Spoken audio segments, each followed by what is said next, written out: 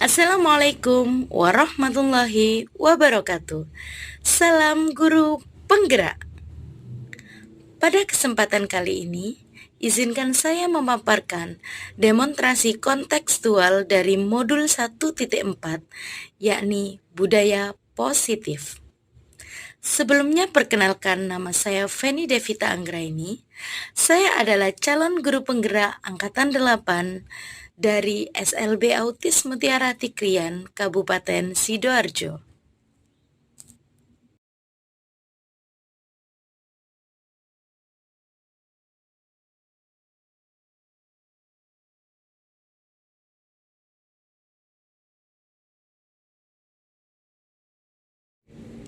Segitiga restitusi adalah suatu upaya dialog yang dilakukan oleh guru atau orang tua agar dapat menghasilkan murid yang mandiri dan bertanggung jawab. Adapun tahapan-tahapan dalam segitiga restitusi, yang pertama, menstabilkan identitas. Yang kedua, validasi tindakan yang salah. Kemudian yang ketiga, yakni menanyakan keyakinan. Tahapan yang pertama, yakni menstabilkan identitas, berikut adalah: 1. Berdasarkan prinsip membuat kesalahan adalah bagian dari proses pembelajaran. 2. Menggeser identitas gagal ke identitas sukses.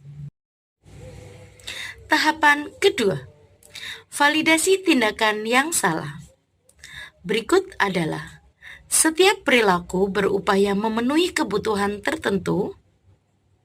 2.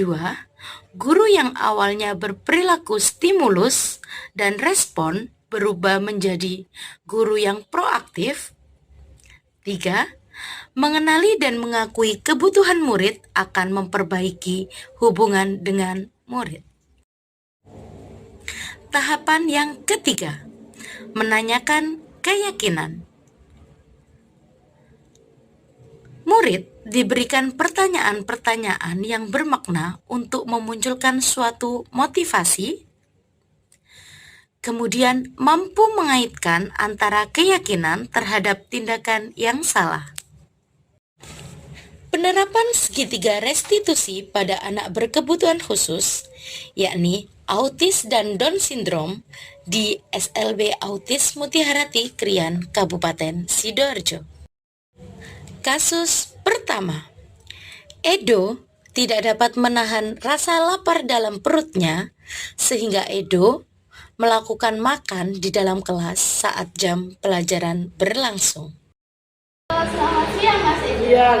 Selamat siang Mas Edo. Mas Edo tahu tidak kenapa Bu Devi panggil ke sini? Kenapa? Mas Edo tadi di kelas ngapain ayo? Bayar. Makan.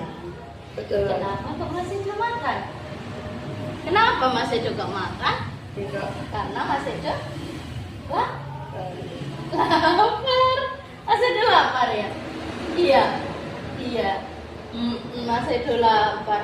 Kenapa kok bisa lapar Mas Edo? Tadi pagi sarapan apa tidak? Tidak. Enggak sarapan. Enggak sarapan. Enggak Makanya sarapan. Mas Edo makan ya? Iya. Di dalam kelas. Iya. Bu Devi sama Mas Edo. Bu Devi kalau lapar itu Bu Devi juga makan. Tapi kira-kira Mas Edo kalau makan di dalam kelas itu boleh apa tidak? Mas Edo kalau makan dalam kelas boleh apa tidak? Boleh. Tidak boleh. Berarti Mas Edo bolehnya makan itu di mana? Pada saat apa? Saat istirahat.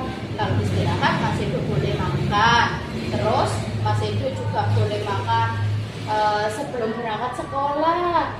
Kemudian Mas Edo juga boleh makan pada saat sepulang sekolah. Gitu. Kira-kira Mas Edo kalau misalnya ya Mas Edo itu makan di kelas, nah berarti Mas Edo itu sudah melanggar keyakinan kelasnya Mas Edo. Iya. Kira-kira apa keyakinan kelasnya Mas Edo kemarin? Apa? Harus datang Kantor. tepat Depan. waktu. Waktu.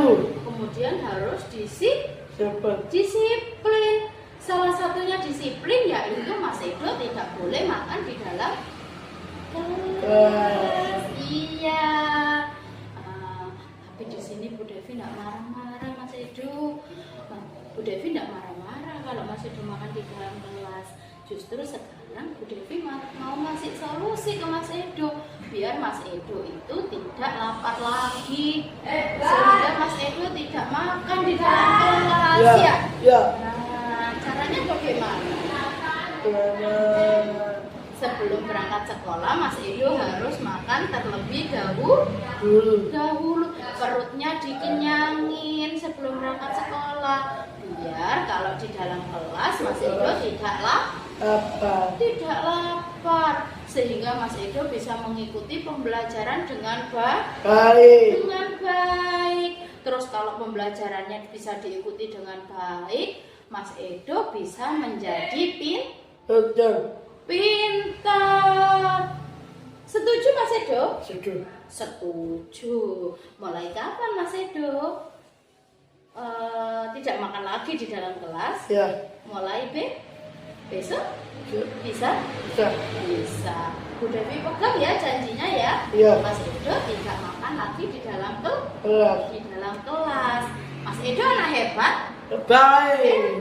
Mas Edo anak hebat. Mas Edo anak yang Baik. terbaik.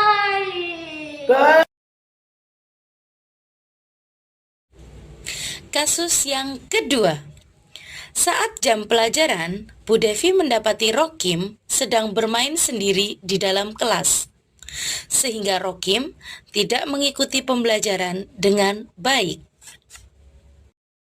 Selamat siang Mas Rokim.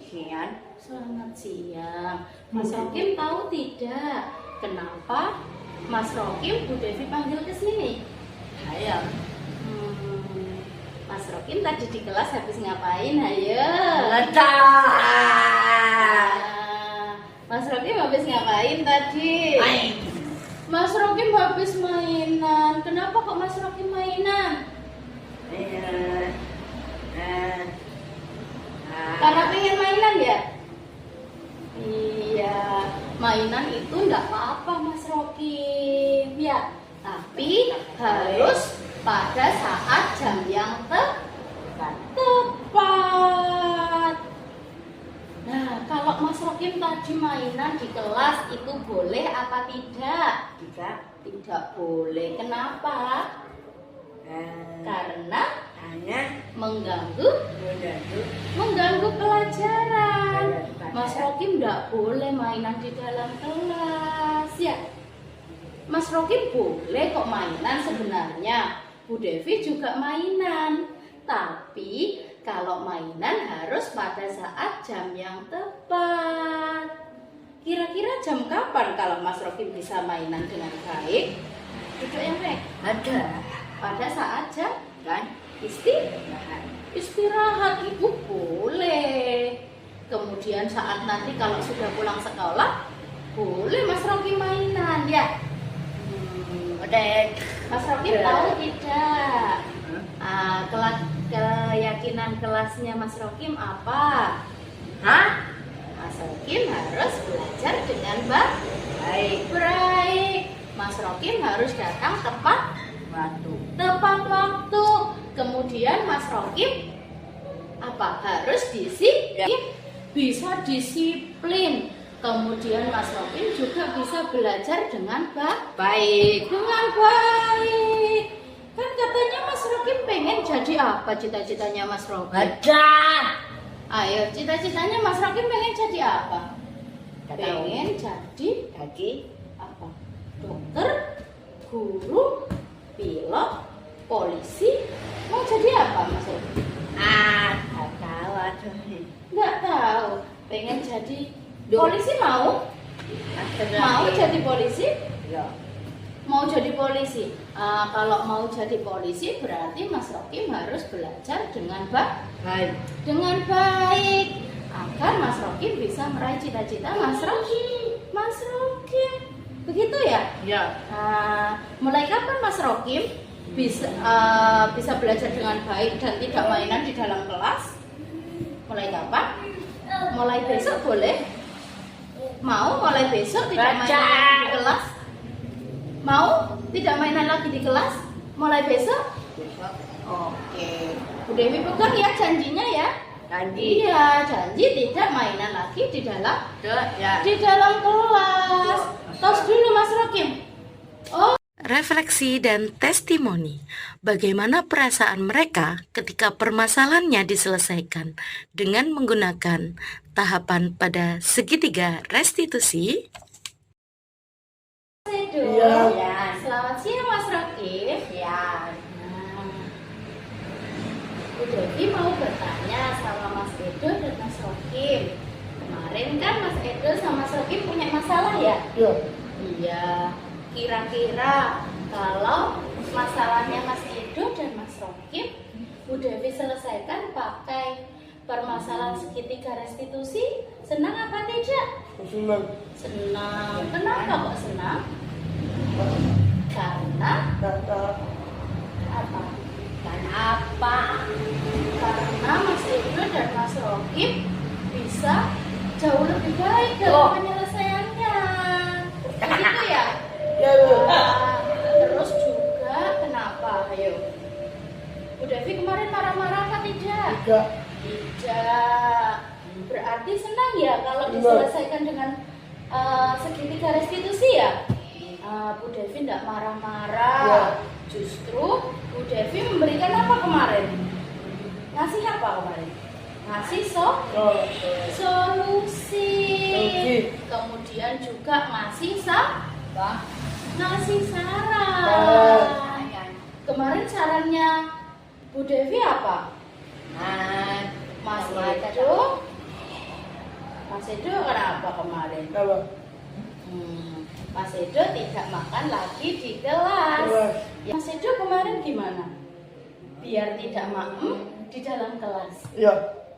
Sebelum berangkat sekolah, Mas Edo harus makan Kata. terlebih Tapi. dahulu. Dulu. Biar Mas Edo tidak Apa? lapar. Sehingga Mas Edo bisa mengikuti pelajaran dengan baik. Gitu, nggih.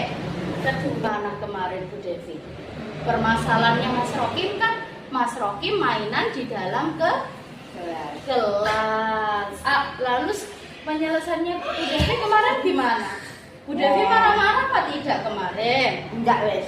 Enggak marah-marah. Bu Devi enggak marah-marah. Terus kemudian Bu Devi ngasih apa? Ngasih solusi. Gitu. Jadi Mas Rokim itu tetap boleh mainan, tapi mainannya pada saat Saat. jam istirahat. Jadi mainan itu boleh pada saat jam istirahat agar tidak mengganggu pelajaran. Mas Rokim dan Mas Edo bisa belajar dengan Baik.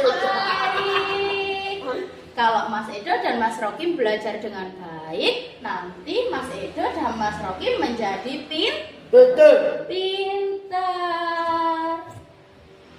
Mas Edo pengen pintar, Betul.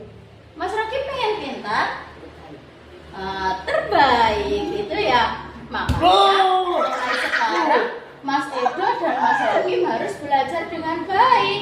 Maka Mas Edo dan Mas Rokim menjadi yang Cepat. terbaik. Baik. Oke? Oke. Oke, bilang langsung ayo. Cepat. Terbaik. Terbaik. Terima kasih Mas Edo. Sekian penerapan segitiga restitusi pada anak berkebutuhan khusus di SLB Autis Mutiara Tikrian.